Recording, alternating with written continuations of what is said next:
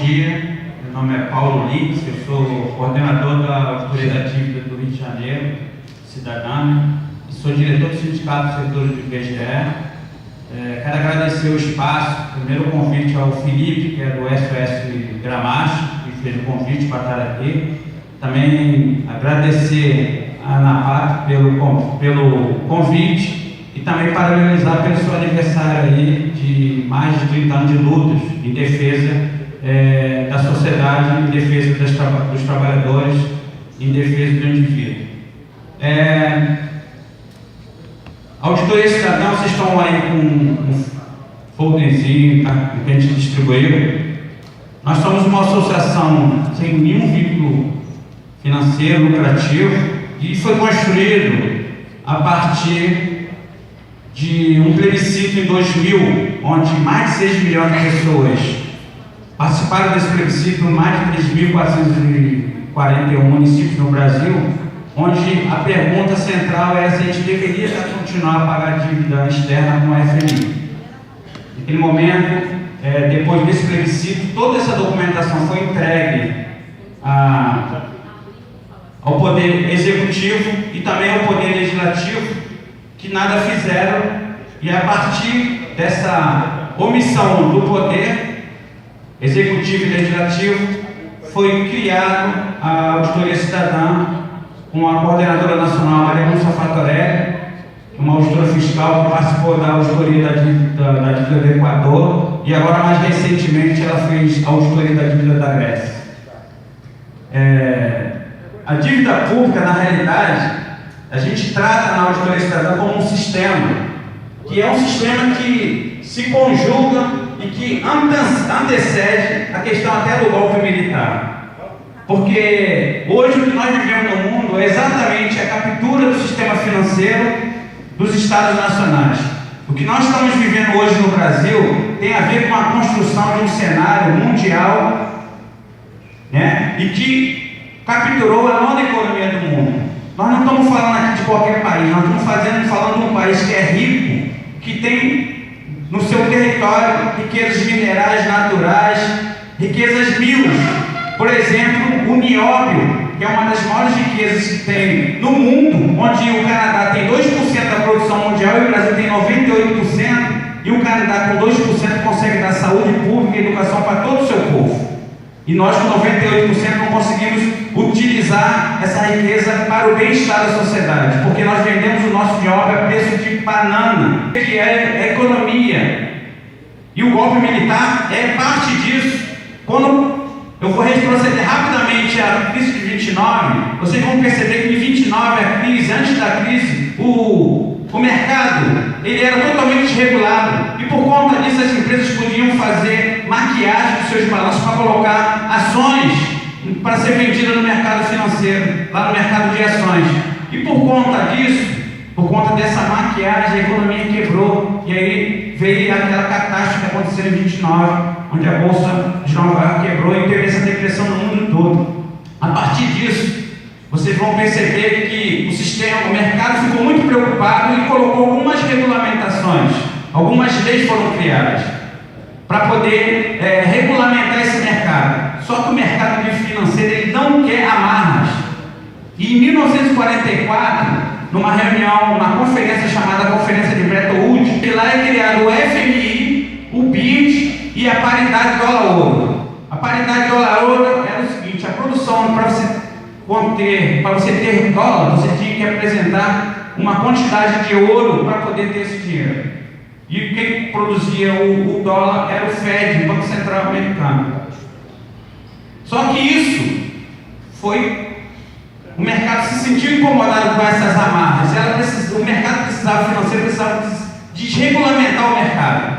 E, em princípio, vocês vão ver que nesses períodos que se antecede o começo da década de 70, há alguns eventos que são importantes a gente nominar aqui. A Segunda Guerra Mundial, a Guerra do Vietnã, que foram guerras que deixaram muito prejuízo para os Estados Unidos, que tinha que ser pago por alguém, e tinha que ser pago pelo mundo.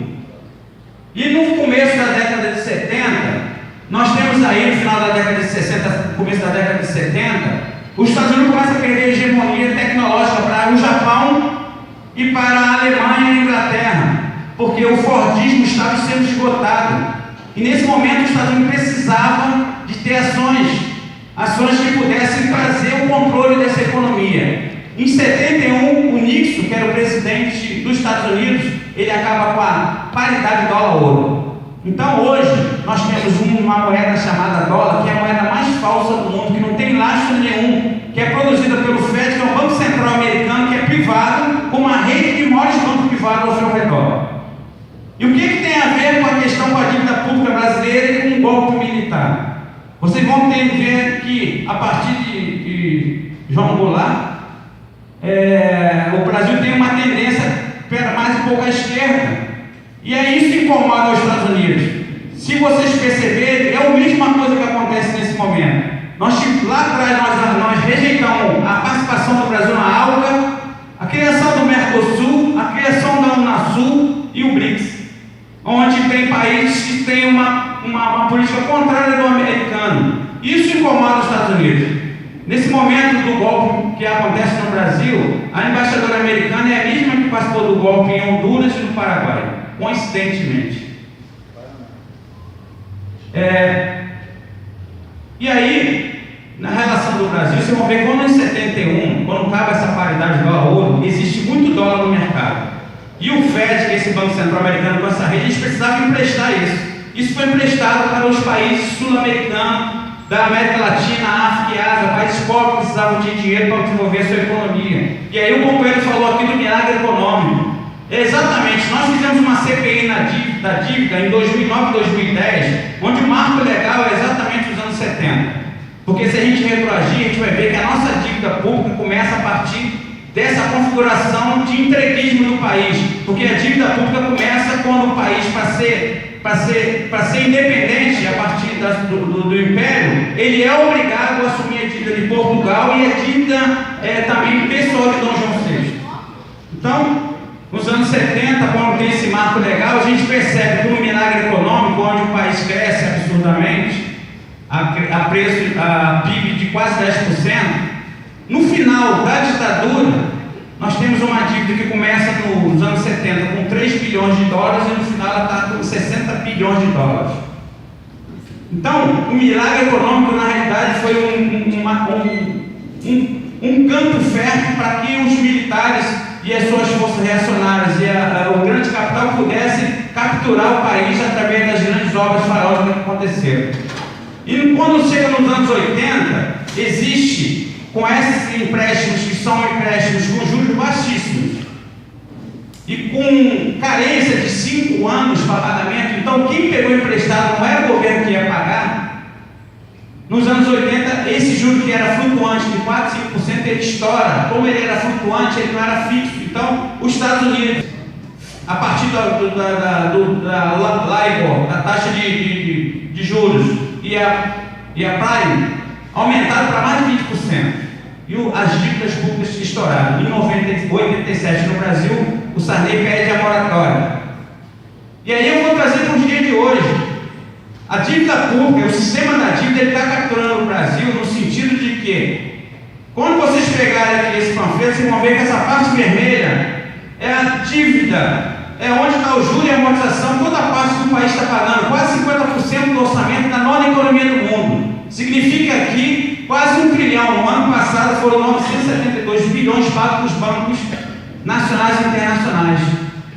E quando a gente fala de corrupção, que é o problema do país, essa corrupção que vocês estão vendo na televisão, que vocês estão vendo na mídia, é a corrupção no varejo. Para vocês terem noção do que significa uma corrupção, nós estamos pagando para os banqueiros internacionais e nacionais por dia mais de 3 bilhões. Você sabe o que é 3 bilhões? Dá mais ou menos 21 mensalões por dia. 21 mensalões do PT por dia. Em 5 dias ou 6 dias de dívida pública, você paga a Lava Jato. E com pouco mais de 9 dias da dívida, você paga a Bolsa Família, por exemplo. E é em torno de 24 bilhões anual. Então, nesse momento, a partir de um sistema que está capturando os países, e o Brasil é o país que está sendo capturado, que é onde você tem economia real, Como eu falei aqui para vocês que o dólar é uma moeda falsa, é uma moeda que não tem lastro, eles precisam de economia real. E o que tem de real no Brasil? Petróleo, nióbio, ferro, todos os minérios que nós temos, o nosso território. E isso é economia real. Porque, para vocês terem noção, quando aconteceu a crise de 2008, 2009 nos Estados Unidos e na Europa, vocês vão perceber uma coisa: a economia americana estava baseada nos fundos financeiros, que aplicaram, sabe o que? Seus passivos no passivo podre, no chamado derivativo sem lastro. E esses bancos, os maiores bancos do mundo quebraram. Vocês sabem como significou que o governo americano teve que injetar na economia dos bancos? Nós estamos falando aqui em torno de 16 trilhões de dólares. E para salvar os bancos, que eram grandes demais para quebrar, tem até um filme, eles quebraram os estados nacionais. E aí você vai ver que a Grécia quebrou, Portugal quebrou, a Espanha quebrou, onde hoje você tem lá um desemprego desenfreado, as pessoas estão vivendo na miséria em detrimento do capital. A nossa dívida pública, que o Lula disse que pagou, dívida externa, em 2005, hoje está em torno, a dívida externa em torno de 554 bilhões de dólares e a dívida interna de 3,9 trilhões. Se somar as duas, que é o estoque da dívida, nós estamos devendo quase 6 trilhões. Só que nos últimos 20 anos nós pagamos 11 trilhões. Essa conta não fez. E é isso que está acontecendo com o Brasil. Está sendo capturado e a população não sabe. O presidente do IPEA, ex-presidente do IPEA, chamado Gessé Souza, foi o último que saiu agora, ele escreveu um livro chamado A Tolice da Inteligência Brasileira. E ele fala que a sociedade brasileira é infantilizada. E quando não tem uma sociedade infantilizada, a gente precisa de quê? De conto de fadas. E são as mentiras que são colocadas pela mídia. E essa mídia consegue trabalhar toda a sociedade, como é, por exemplo, a questão do déficit da Previdência. Se vocês pegarem aqui esse panfleto, vocês vão ver aqui que tem 21,8% de Previdência, nós temos 4% da saúde e nós temos mais, que não aparece aqui, 3,8% da assistência social. Quando a gente fala aqui de Previdência, nós estamos falando aqui de um conjunto muito maior do que Previdência. A Seguridade Social é formada por um tripé, está na Constituição. A Constituição, no artigo 194, diz lá que a Seguridade Social é formada pela saúde, previdência e assistência. Somam esses três orçamentos. Sabe o que significa 3 orçamentos somados? 21%, mais 4, mais 3, significa 30% do orçamento da União. E é isso que eu estou capturando, e a partir daí eu preciso que vocês aposentados, e nós que vamos aposentar, percam seus direitos. A reforma da Previdência vem nesse sentido, de tirar direito dos trabalhadores, porque o orçamento público, que hoje eles capturaram a metade, eles querem capturar a outra metade. Essa metade vermelha é chamada orçamento não primário, e a outra metade que está cheia de recortes, chama-se orçamento primário. Com esses dois projetos que estão em evidência agora, a PL 257 e a PEC 241, a PEC 241 ela quer tirar da Constituição o carimbo da educação e da saúde. Sabe o que significa isso? Significa que eles vão trazer esse dinheiro da saúde para a educação para o chamado fundo público. Coincidentemente, eles aprovaram agora a desvinculação da receita da União, chamado GRU, que era de 20% da receita do orçamento para 30% até 2023. Quando eu tiro o dinheiro da saúde e da educação e jogo nesse fundo, esses 30% eu vou poder usar à vontade, principalmente para a dívida pública. E os nossos direitos irão para o ralo. Então nós estamos falando aqui de todo um processo que está destruindo a educação, está destruindo a saúde. A crise, companheiros, do que parece ser uma situação de desespero, a crise é a oportunidade para o capital.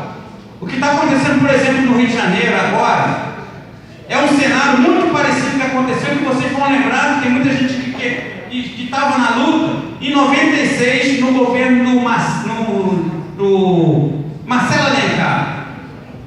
O estado do Rio de Janeiro, ele tinha o mesmo problema financeiro que estava acontecendo agora. Ele não tinha dinheiro para pagar 13º servidores públicos e não tinha dinheiro para fazer reforma administrativa, chamado PDV. Sabe o que aconteceu naquele momento? Ele foi à Caixa Econômica pegou emprestado 180 milhões, não é bi não.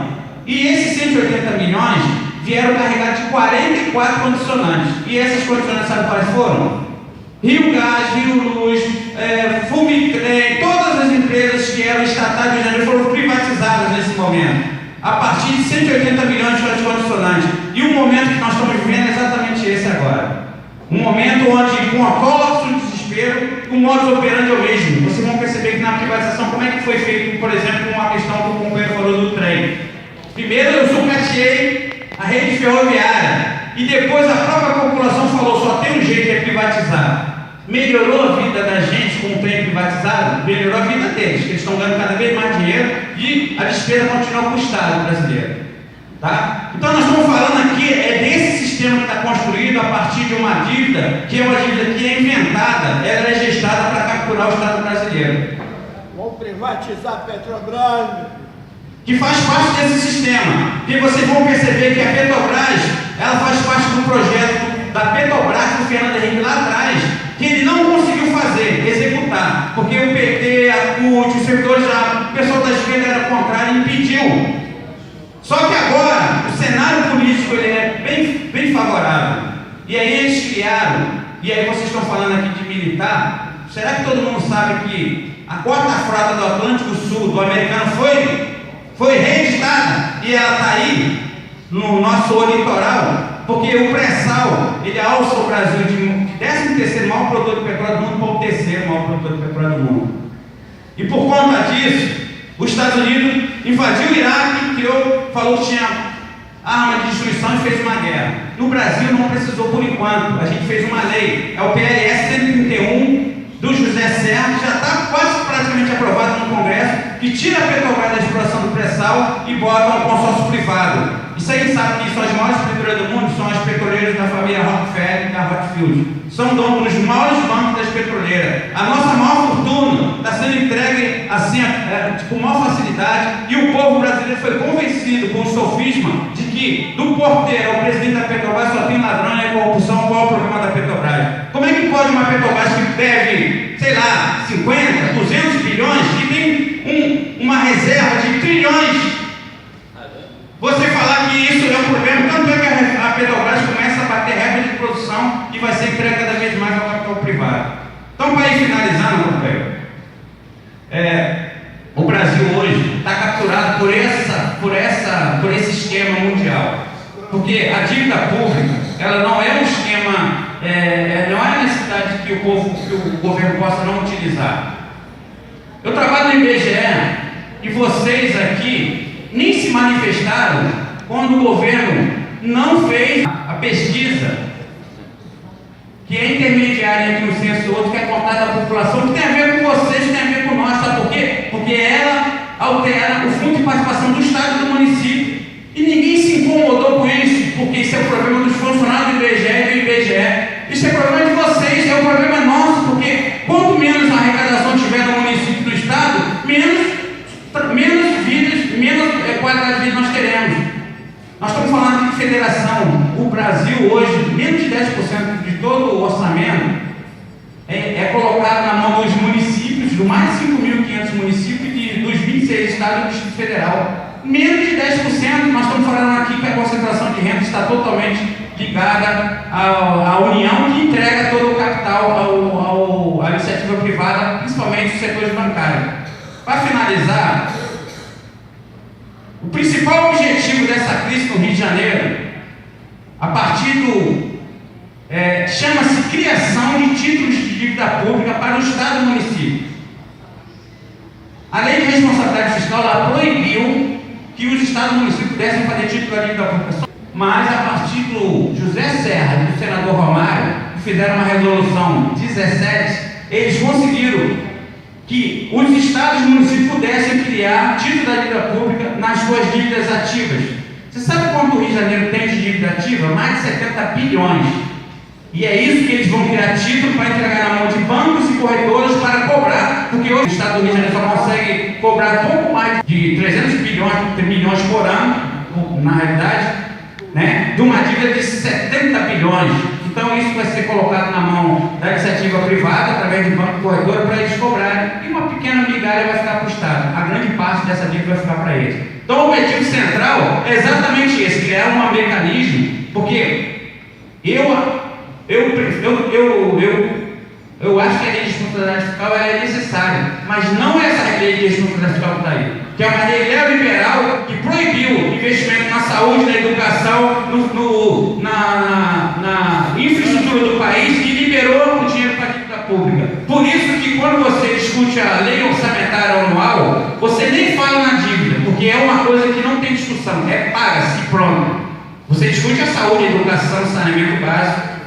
E para finalizar aqui da questão do saneamento, a gente fala muito de que tem a propaganda na televisão que nós temos que acabar com o mosquito através do pratinho. Vocês vão ver aqui que saneamento básico tem 0,02%, isso significa que 60% da população brasileira, através das pesquisas do IBGE, não tem água e não tem esgoto. E por conta disso, a doença que acontece com a dengue, qualquer outro, que se alastra, doenças que estão voltando, é exatamente por falta de saneamento básico. Não é porque você deixou um pratinho de água na sua casa que o mosquito apareceu, não. É porque não tem saneamento básico. Só que as propagandas nunca falam que o governo não investe essa micharia na qualidade de vida do nosso povo. Então nós, da Auditoria Estatal, estamos tentando agora, com uma frente parlamentar mista, para poder tentar fazer a auditoria da dívida. Criamos no país 14 núcleos que nós estamos fazendo esse endividamento, esse estudo dos endividamentos. No Rio de Janeiro, aqui no Rio de Janeiro nós temos um núcleo, nós estamos fazendo um estudo sobre os contratos de empréstimo do Rio de Janeiro, para vocês terem noção. A Baía de Guanabara tem 4 contratos de poluição, o dinheiro entrou e nunca despoluiu, e nós estamos falando disso, de dívida pública que é inventada, que não tem nenhum serviço em contrapartida. Então, esse é o papel da Auditoria Cidadã. A gente está aberto ao debate, porque as pessoas têm que ter noção de que o Estado brasileiro está capturado, né? Está capturado e vai cada vez mais aprofundar a nossa vida, na miséria, nas condições de vida, porque o que vai sobrar para os nossos filhos e netos será um trabalho cada vez mais precarizado. No IBGE hoje, nós somos 10 mil trabalhadores, 5 mil é permanente, o quadro vai finalizar, e 5 mil é temporário. Você sabe como é que o contrato temporário do IBGE? É mensal. O cara não sabe se no final do mês ele está empregado. Nós estamos falando aqui do Instituto Brasileiro de Geografia e Estatística, que acaba de eleger um presidente que é do mercado financeiro, dono de agência de risco. Porque a autonomia do Banco Central e a autonomia do IBGE, nós estamos falando aqui de captura do sistema financeiro e a captura do maior banco de dados da América Latina, um dos maiores do mundo. E a partir do captura do financeiro e da informação, o sistema mundial estará com o prato e queijo na mão para poder fazer os seus lanches da melhor maneira possível em cima da miséria do povo brasileiro e do povo mundial. Muito obrigado, eu espero ter contribuído. Estou aberto para o debate. Nós vamos ver. Companheiro, eu queria saber o nome das pessoas que compõem a mesa. O nome das pessoas, se tem algum político aí, algum vereador, deputado. Alô? O companheiro, não, peraí, eu falar. O companheiro Magalhães vai falar agora que tem que sair. Aí nós vamos apresentar, dá 3 minutos que vocês apresentarem aí. A Niele vai fazer um apontamento de 5 minutinhos aí, rapidinho, e a gente vai abrir para a plenária. Tá bom?